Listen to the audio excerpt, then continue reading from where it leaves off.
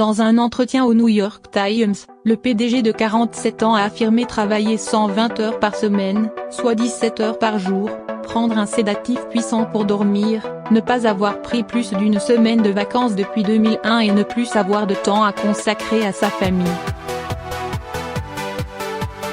L'interview confidence d'Elon Musk, le PDG fondateur de Tesla, au New York Times vendredi, dans laquelle il s'était penché sur son état d'épuisement et de stress n'a pas rassuré les investisseurs.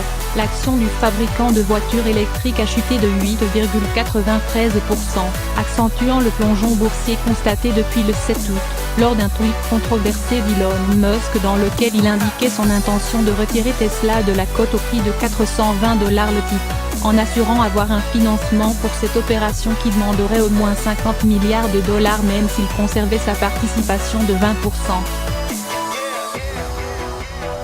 Tesla vaut 53 milliards de dollars en bourse. Dans le viseur du gendarme de la bourse américaine.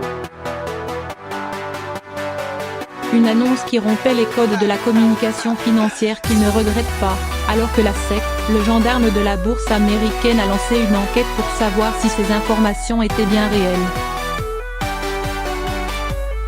Dans son entretien au New York Times, Elon Musk a dénoncé les investisseurs qui spéculent sur la baisse du cours de Tesla, expliquant qu'ils étaient responsables d'une grande partie de son stress.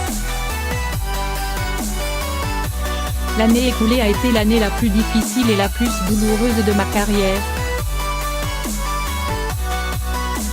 C'était atroce, a confié Elon Musk au quotidien américain, qui le décrit comme passant du rire aux larmes au cours de la conversation et s'étranglant à plusieurs reprises sous le coup de l'émotion.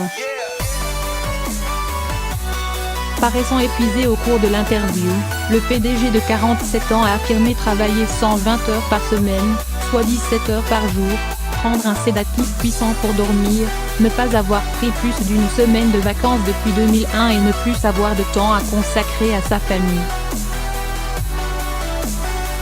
Outre l'affaire du tweet n'est pas la seule à contrarier le gendarme de la bourse.